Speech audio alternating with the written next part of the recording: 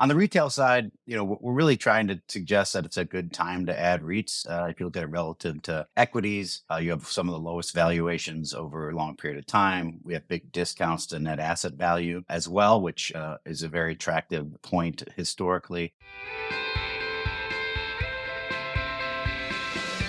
Hello and welcome to the REIT Report. I'm your host, Sarah Borkson-Keto. Joining me today to talk about the role of REITs in real estate allocations is John Vojticek, Global Head of Liquid Real Assets at DWS, a global asset manager that's been investing in real estate assets for more than 50 years. John, thanks so much for joining the podcast today. Oh, my pleasure, Sarah. Thanks for having me. Well, first of all, how would you describe the operating environment for listed REITs at mid-year, and what are you anticipating for the rest of 2023? I'd say operating environment is diverse. Let's leave office to the side, which clearly is has its own challenges. I'd say we're coming into a more normalized level of fundamentals relative to what we had was extremely healthy levels across many sectors. And so it's decelerating fundamentals in many sectors, but just coming back to more normalized levels. So for example, in residential, we're having a little bit of slowing revenue growth. There is a bit of a pig in the python from the standpoint of supply over the next 4 quarters and potentially 6 quarters, but there are secular tailwinds there that will result in very strong growth coming out of after that supply. And self-storage, street rates are a little weak, but I think regional bank weakness should result in much lower supply. Industrial markets, market rents are slowing somewhat, but organic growth is very strong. And then on the retail side, we're seeing some moderating momentum, more due to bankruptcies, but leasing volumes are very high. I'd say two places we're seeing actually accelerating growth that are a bit unique are data centers and senior housing. On data centers, we have some power shortages in some of the markets, which is slowing delivery of assets and helping to push market rental rates. And lastly, on assisted living, sort of getting a double positive. You sort of have accelerating demand growth from a revenue perspective. So coming off low occupancies, gaining occupancies, and they're also benefiting on the expense side as they reduce sort of contract labor overall. So I would say overall healthy operating environment with some sectors slowing, but just slowing to more normalized levels from elevated levels post-COVID. And some of our listeners might not be aware of DWS. So if you could just give a brief description of the firm and also talk a bit about what the profile is of your typical client and the recommendations you're making to them in terms of using REITs in conjunction with private real estate. Absolutely. So DWS is a global asset manager with nearly $1 trillion of assets under management. They purchased REIT, which was a dedicated US real estate investor. I was working at REIT at the time in 2002, where we also had a listed real estate portion. So in real estate globally, we manage around $80 billion, of which we are a portion of that. As well on the real asset side, which includes listed infrastructure and natural resource equities and commodities, our team manages about 32 billion, of which again, the listed real estate is a portion of that. So that's sort of DWS and how we fit in and how our legacy in real estate has resulted in us growing with institutions as well as retail over time. So our balance is pretty equal from a retail and institutional perspective, as well as where we raise the capital. It's probably 60-40 US versus international. So we are sort of touching a lot of the markets. On the retail side, we're really trying to suggest that it's a good time to add REITs. If you look at it relative to equities, you have some of the lowest valuations over a long period of time. We have big discounts to net asset value as well, which is a very attractive point historically. Relative to fixed income, I would say we're more fairly valued. And so really your view of rates is going to dictate where you'd like to be from whether you think they're cheap or will become cheaper because rates are falling or you think they're more fairly valued. But again, 2 out of the 3 are very inexpensive relative to equities, relative to direct real estate, and then fair relative to fixed income. I think for most institutions, they include listed real estate as about 10% of their weighting to overall real estate. And that's really where policy benchmarks are set by most US institutions. So they are anchored to that a little bit. I think what we've seen though internationally and what we've been recommending is if you have tactical opportunities within your real estate allocation, you certainly should be overweighting listed real estate at this time. Great. And can you talk a little bit about the historic performance of private versus listed real estate?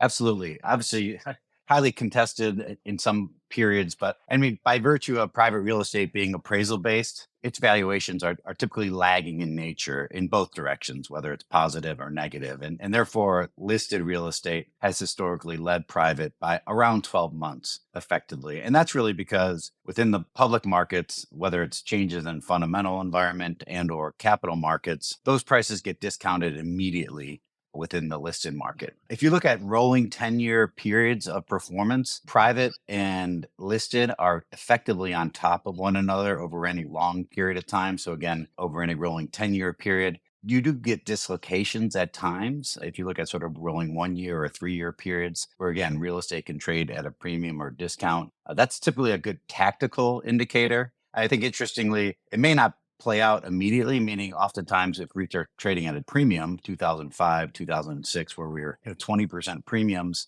that performance lasted for an additional 2 or 3 years before obviously we had the financial crisis. Contrarily, when you're trading at a big discount, you may not get that resolution very quickly, but typically when you trade at a big premium, the forward 3 year returns relative to private real estate or REITs are very positive on a relative performance. And contrarily, when you're trading a discount like we are today, the forward 3 year returns versus either Odyssey or NCREIF, which is often used in the institutional for a benchmark, are very attractive. So again, typically they lead private real estate because of that discounting mechanism. Clearly they lead them now on the downside as rates have risen and there's been a repricing. But as that stabilizes, we'll now see the private market start to be written down. And we think REITs are in a good place to really have more positive returns, that dividend yields are much higher today and growth remains intact.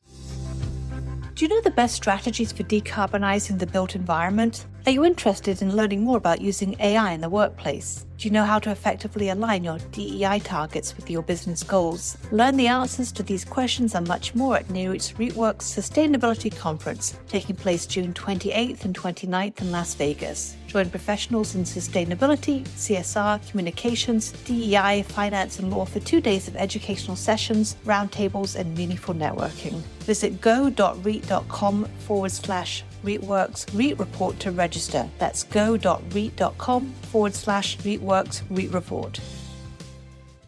And what are some other factors that investors should take into consideration when they're looking at listed REITs versus private real estate?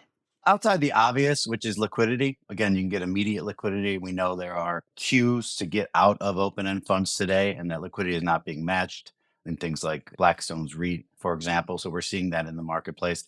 I think more importantly is the ability to invest in emerging asset classes. We've seen this over time in storage, data centers, single family homes, and healthcare. So really gain scale in asset classes like net lease, for example, where again, you may not be able to gain scale on that on a one-off basis, but you can gain scale in the listed markets. I think it's important because listed companies are able to gain access to unsecured debt markets and get better pricing than CMBS or mortgage markets, particularly in these emerging asset classes. I always like to use the example of student housing, where, again, unfortunately, all the student housing companies in the US have been privatized, but really the student housing market grew very quickly and became institutionalized in the listed market, at which point then institutional investors started invested to a greater degree. So I think really that opportunity to own and be in these emerging asset classes and take part in the repricing of those asset classes as they become, again, more mature and institutionalized is the best reason really for people to be investing in the listed space. And where are you seeing some of the most exciting opportunities in the REIT sector today? You talk about these emerging asset classes. Anything in particular that you want to highlight? I think I'd echo where there's accelerating fundamentals that, on the first question, I talked about senior living and data centers, which are interesting. I think US apartments timing may be not quite the optimal time, but I think buying them today, the secular growth around housing, we will have a very low supply following 2024. And, effectively you're buying these stocks at 100 basis point higher cap rate than you're getting again in the appraisal based market. So it's one of the biggest spreads we've ever seen. So we think that's attractive. I think the other thing is external growth. A lot of private real estate players, as I mentioned, are getting redemptions and therefore aren't in the market today. And what we've seen is REITs are able to actually externally grow for a very long time. I'll use the example of the Life Storage merger with Extra Space. In total, debt and equity, Life Storage is about a $14 billion platform. If this transaction would have come to market 24 months ago, my guess is a private equity firm would have bought that, but instead it became a public to public merger. Recently, Ryman Hospitality purchased a large asset in San Antonio from Blackstone for $800 million just last week. Again, a transaction that most likely would have went to a private player. So I think that the opportunity for these companies to go externally is unique relative to where they've had a worse cost of capital than the rest of the private equity players over the last 5 to 10 years. That's sort of getting turned on its head. So I think that's a good opportunity. So those companies with good balance sheets and they could execute externally are really going to be benefiting at this point. John, is there an optimum mix of REIT property types and geographic diversity that you advocate for your clients? I'm not sure there's an optimum mix, so to say, from a client perspective. I think there is an opportunity to use them in a discrete fashion to fill portfolio gaps in private portfolios. I mean, the benchmark itself has changed somewhat dramatically over the last 10 years. The US has grown from 55% of the global benchmark for real estate, is what I'm speaking to, has grown to 64% of that benchmark over that time period. So again, the underlying benchmark is shifting. US office, which in the late 90s when I was first investing was nearly 30% of the benchmark. Now it's 3% of the benchmark. But again, I think where private market participants can execute, and we have some clients doing this, is what we call completion portfolios. And you can complete either by property type. Again, you don't have access to single family homes or small and discrete transactions to get scale there. It's very difficult. So again, doing that by property type or by diversing by geographic region. So places like Singapore and Japan are closely held, meaning lots of public companies or local investors own those assets, and therefore they transact infrequently. And getting exposure to those in the private market are difficult. So I think getting access from a regional perspective using the listed market is one way to do that. So I don't have an optimum mix. I think it's really what is your goal overall in your real estate program, and how can you use REITs to make sure that, again, you're getting a full and broad allocation to real estate. And let's talk a bit about global investment in REITs. To what extent are you advocating investing in REITs abroad?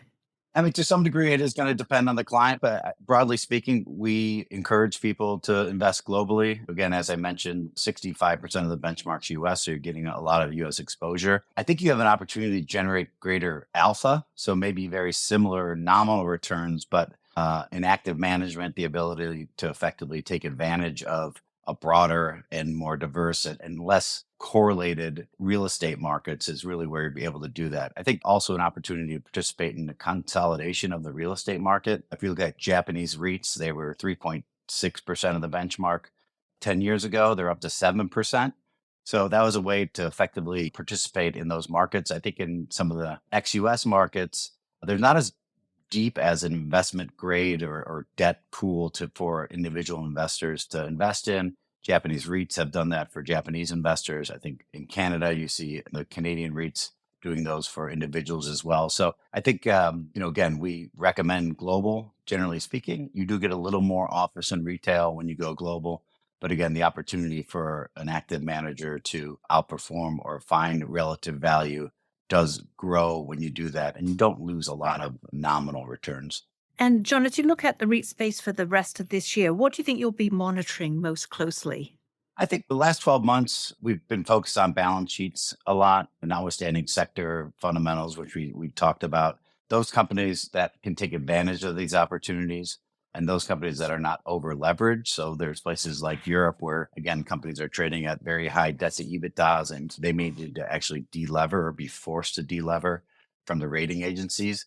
Floating rate debt was something we looked at very closely. Now we think we're probably close to the end of the hiking cycle in the US, but in most of the rest of the globe, expectations for short rates or those central banks to raise rates continue to be relatively high. And therefore, again, companies with floating rate debt will be impacted by that. So I think outside of the fundamental piece, which we sort of pointed to where we think there's opportunities, balance sheet are really going to be paramount over the next 12 to 18 months. Great. John, we've covered lots of topics, but anything else you'd like to add at this point? I think it's interesting. We are having a lot of very positive discussions with those folks that have private real estate allocations. They see the value. One of the challenges I think they see is, again, they can't execute on lowering their private real estate portfolios. That will happen naturally as private real estate portfolios are written down. That said, those investors that are least sort of benchmark aware, including sovereigns, for example, I think see this as a very good opportunity. And again, where they don't have to pay out benefits over time, but instead are looking for long-term investments, are using this as an opportunity to gain greater exposure to the listed markets.